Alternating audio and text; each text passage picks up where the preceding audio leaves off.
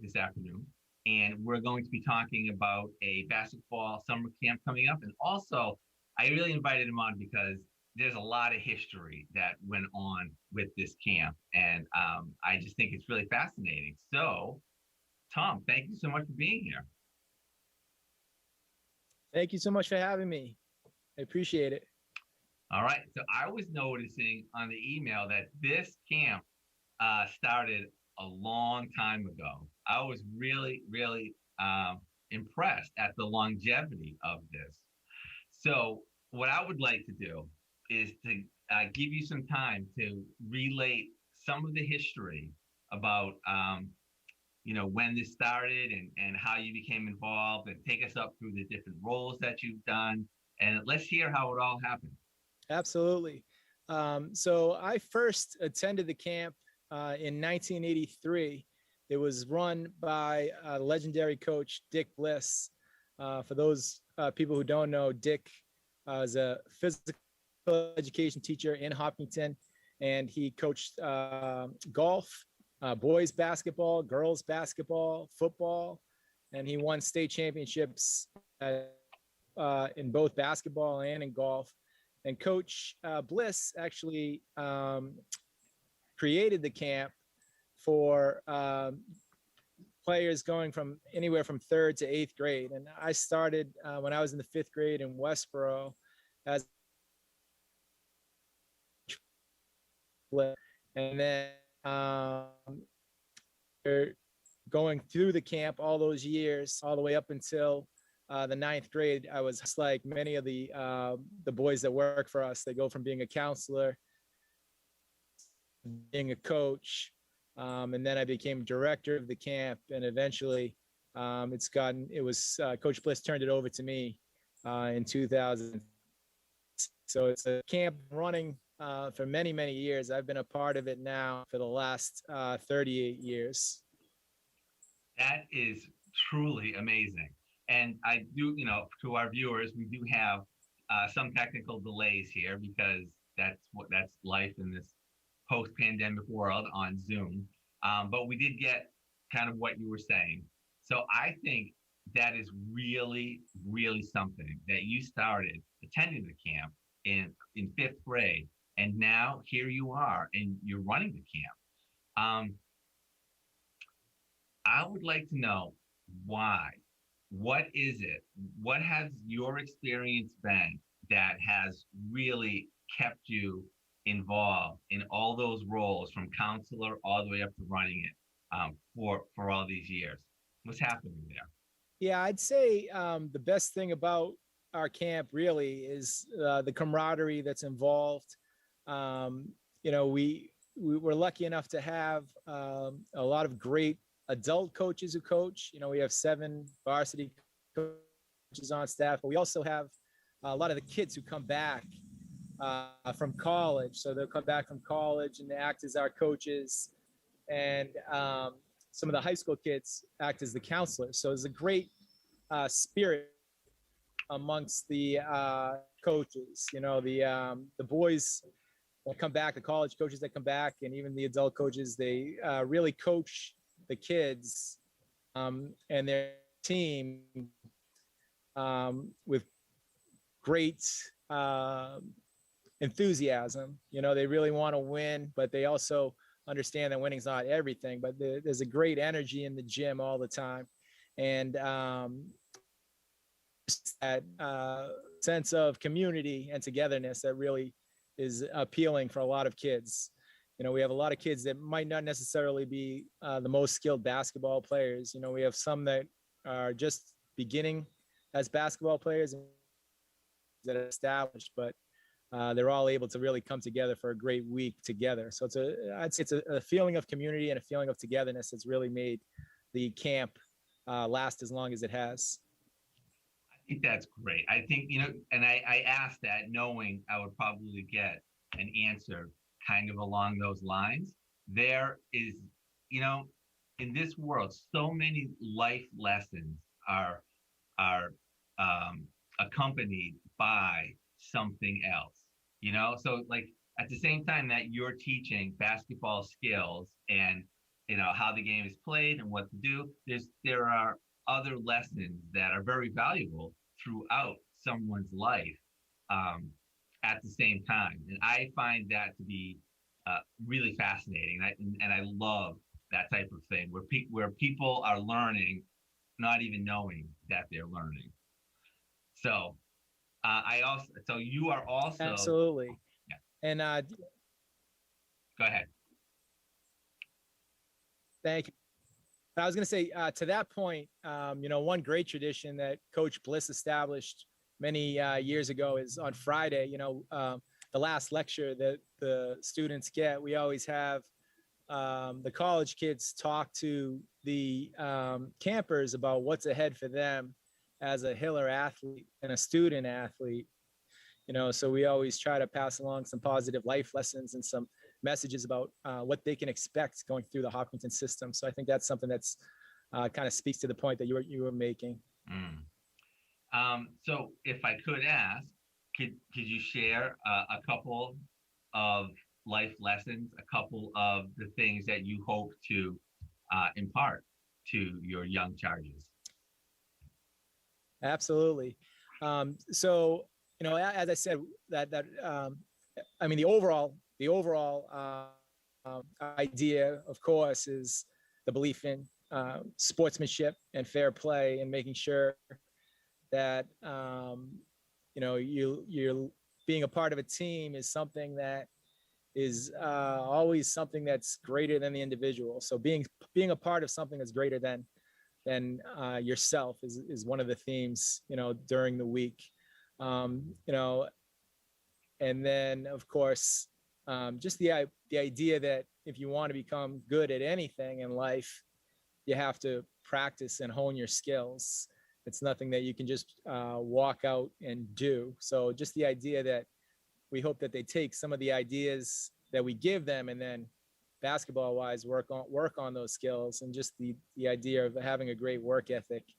But then towards the end of the week, as I said, when we have that talk about what's ahead for you as a Hiller athlete, the kids will talk a lot about the college kids will talk a lot about time management and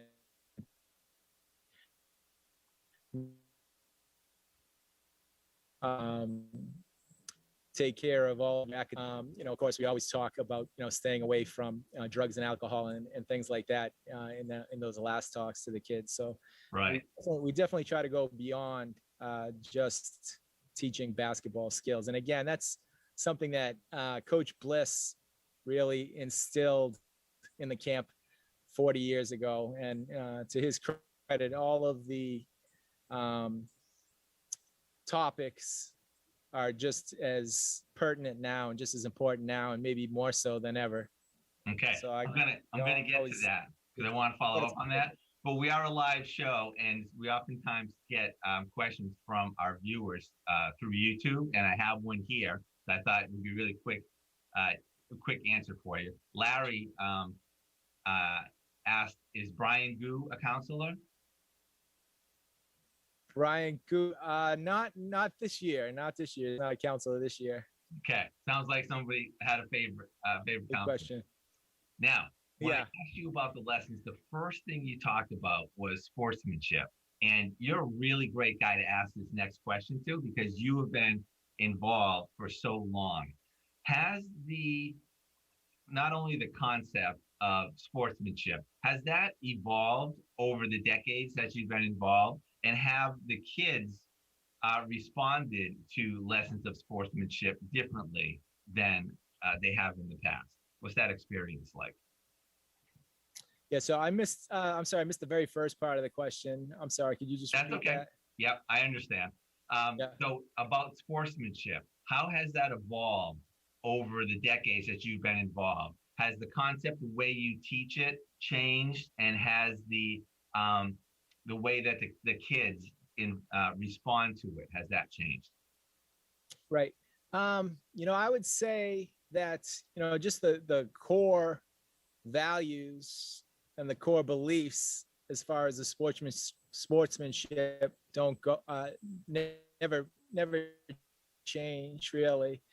Teaching the kids to win with some grace and some poise, and without bragging and boasting, and then to lose without blaming or saying that somebody was unfair to them or that they cheated. I think that as a physical education teacher now, this is my first year after being in the classroom for 23 years. The one thing that I found over this year was, for whatever reason, some of the younger kids, if they lose, will automatically go to, well, they cheated, or that was unfair, or something was unfair to them. So I think that's been the biggest change for me over the course of my teaching career. Just the idea that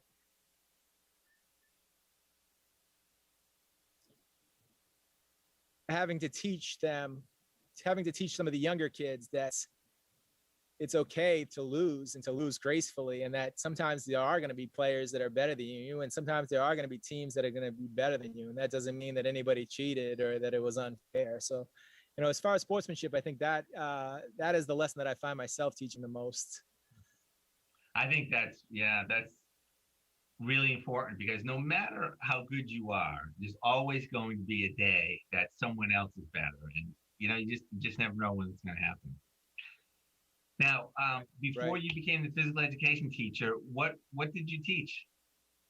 So I've been since 1996. I was in the classroom in third grade at Elmwood School. So I've gotten the chance to see a lot of these kids grow up, from third graders to become high school players eventually, and then college kids, and a lot of them come back. And so I've had a chance as a third grade teacher to see a lot of the kids come through the system, but now I get to see even more as a physical education and wellness teacher at Elmwood.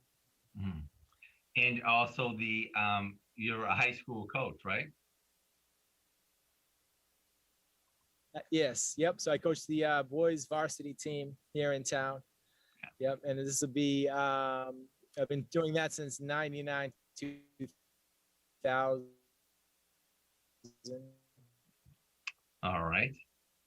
Okay. So we have a rough connection here. Let's talk a little bit about the camp. Give me some information about that. Now on the bench. Okay. All right. So we're gonna wrap this up pretty soon, because we do have such a rough connection today. But I think you're moving to another location to see if you get a better connection, and we'll wait a minute to see if that happens, and if it does, we will talk more about the. Actually, looks like he dropped off as he was looking for a better spot. So let's see. He was talking to me about he's very interested in this summer's basketball clinics. They have girls basketball clinics. They have advanced basketball skills clinics. They have Hopkinton boys summer basketball clinics. Looks like they're taking place in the middle school and in the high school. A couple of sessions starting. Looks like the first session starts July 12th, so that's just in a couple weeks. He was saying earlier that when this was run first in Westboro, people used to, bring chairs and sit in line for hours so that they could get a spot in this. And it is the Hopkinton summer basketball clinics. However, they're known affectionately as the Coach Bliss clinics, and have been for many years, because she's very beloved in our community. They will still be having COVID precautions. All participants will be wearing masks, and they'll be placed in groups of 10 that will remain together throughout the week. And I'm sure they'll have more information about that if you are interested. So let's see. You can sign up for them. I'm not sure. I don't see the contact information on here. So I would probably start at the school websites and just Google it and see what you come up with. So I'd like to thank you all for joining us for this abbreviated session. Oh, wait a minute. Oh, Coach Keen's coming in and right in the last minute there. You're back. Sorry, I'm so sorry. That's okay. That cut out on me. Yeah, no, I understand. It was a very nice background with the basketball court. Oh, yeah. All right, so I was just filling the time while you were getting yourself situated and just giving some information about it. I talked about the different clinics that you have, the boys clinics and girls clinics, and the advanced basketball skills clinics. The first session starting on the 12th. The one question that I was actually talking to myself was, if people are interested, where do they go to sign up or get some information? Right. So they will have to go right to Parks and Rec, the Parks and Rec website. So once they get on there, they'll find the links right for the summer basketball camp. So if they just Google Hopkinton Parks and Rec and go right to the website, that's where all the registrations are. All right. So I had that wrong. I was thinking it might have been the schools, but Parks and Rec. Yep. Yeah. Rec. All right. Through Hopkinton Parks and Rec. Okay. Yeah. And I was talking about how you were saying on the email that you had sent me that people in Westboro would sign up and they would like bring chairs and just, be there for hours just to get a spot in this. Yeah, that's so it's hard. It's even hard to believe now, but that's the way it used to be for Coach Bliss's camp. The recreation department in Westboro would put the day out, and then in the morning you would see lawn chairs going right down Main Street in Westboro because the camp would sell out so quickly because Coach Bliss did such a great job. So a lot of times you'll have the people that have been in town for so long that have participated in the camp, they'll still call it Bliss Camp after Dick Bliss. And, I still call it Bliss Camp whenever I'm speaking about it. So, yeah, that's something that's, he needless to say, did such a fantastic job of establishing the camp. And, the basic format of the camp is still very similar to what he ran. So it's all credit to Dick Bliss. Yeah, that's great. I also touched upon what you had included with the COVID precautions. You want to just kind of give an update on that? Yeah, excellent. No, I think I'm sure you probably covered it. It's, the Parks and Rec working with the health department is requiring those that are unvaccinated to still wear a mask inside and practice social distancing whenever possible. But since it's indoors, for those that are unvaccinated, they'll still wear a mask. We started with day one of the girls' camp today, and the gym of the fourth, going into fifth, going into sixth, they were fully masked. Everybody was masked. But then, of course, the older gym that I was in, most of the campers had been vaccinated, so most were unmasked. So, those types of things are something that we're dealing with now this year, and everybody's trying to work through them. Right. I was really surprised when I was talking to the superintendent, Dr. Kavanaugh, that when it opened up for younger people, 90% of the high school students have been vaccinated already. Yeah, that's fantastic. Wow. I wish our society could get to that point. I do too. That would be nice. All right. So now, are there the three clinics, the boys, the girls, and the advanced skills? Yeah. So basically it boils down to 2 weeks of boys and 2 weeks of girls. And the last one is the one that you said that Coach Gregor refers to as more of the advanced for girls. Okay. But we started this week with a week of girls, and then we take the 4th of July week off. And then we come back with the first week of boys, like you said, on July 12th. And then it goes back to the girls camp again. And then we finish up with a week of boys camp again on July 26th. Okay, great.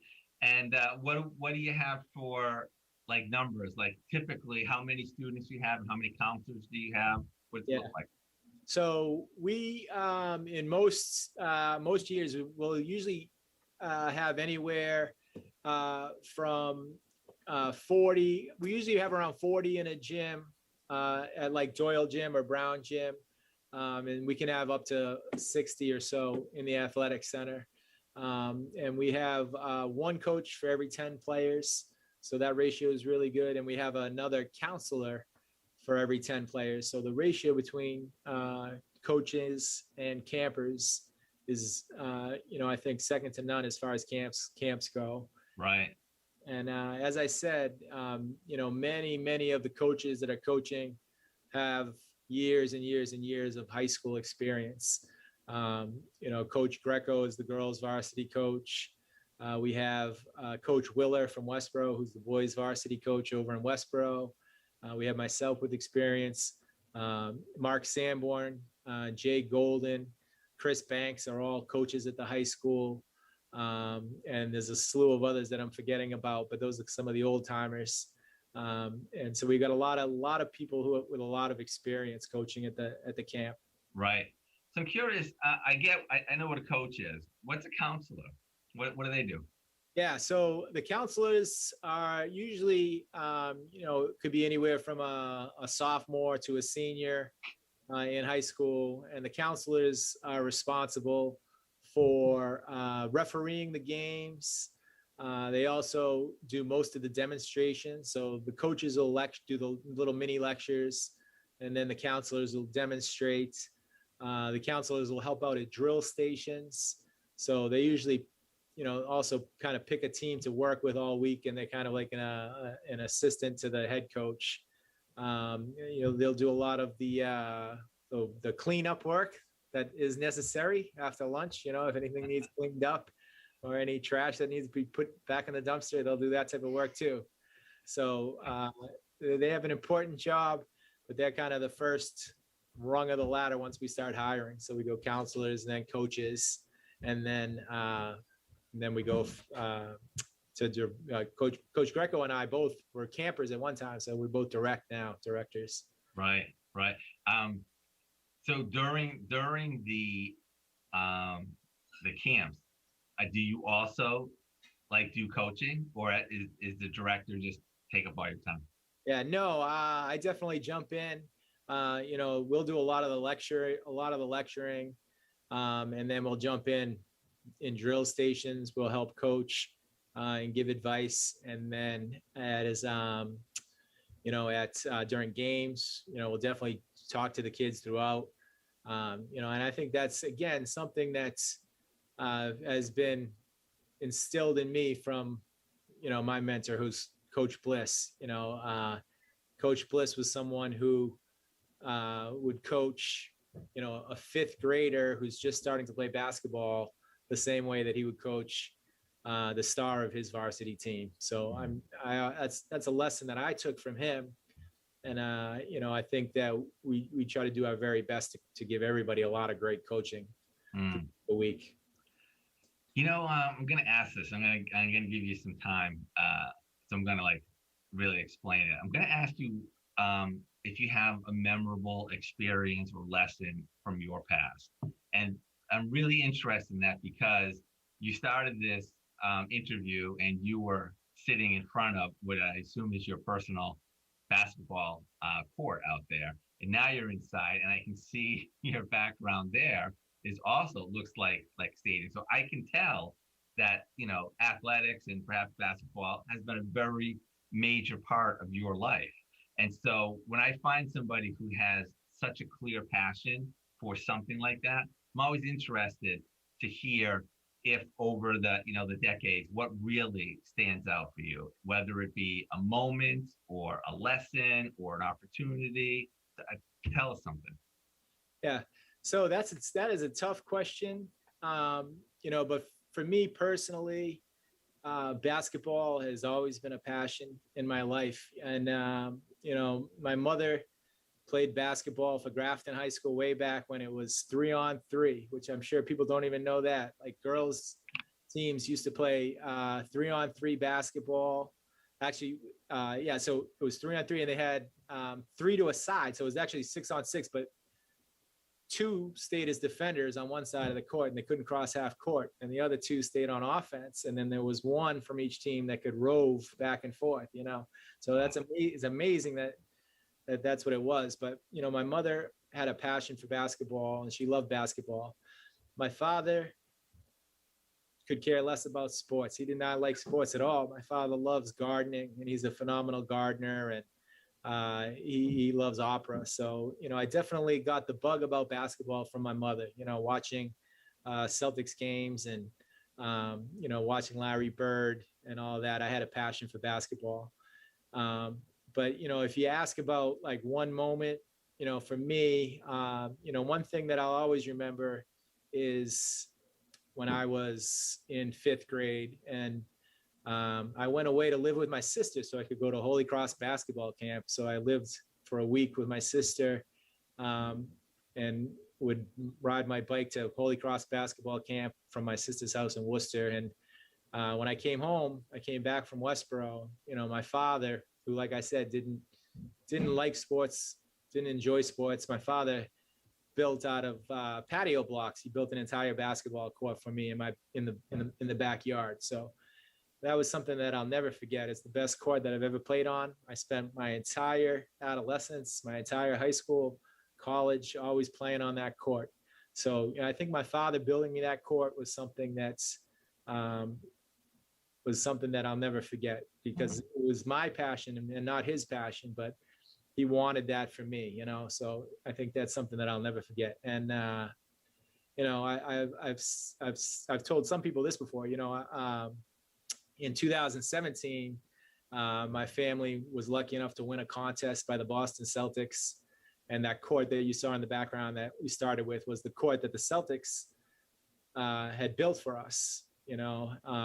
And then down here where I am now in this room, they redid this entire room as well. But, you know, I'll still tell anybody that listen that, you know, the best court that I ever had was the court that my father built for me, you know. And so I'd say that's the memory or the moment would be for me coming home and seeing my dad, you know, sacrifice and put the time in to build a court. Yeah. And, you know, take room out of his garden, you know, out of the area that he loves landscaping. So to build a court in my backyard for me was something that I'll never forget. That's fantastic. And you know what? I just love that, because as we've kind of touched upon, there are universal lessons, and you can come to them in many different ways. And it really just depends what your passion is and how you learn them. And it's, you know, your passion is completely clear. So listen, this has been great. Thank you so much for spending the time.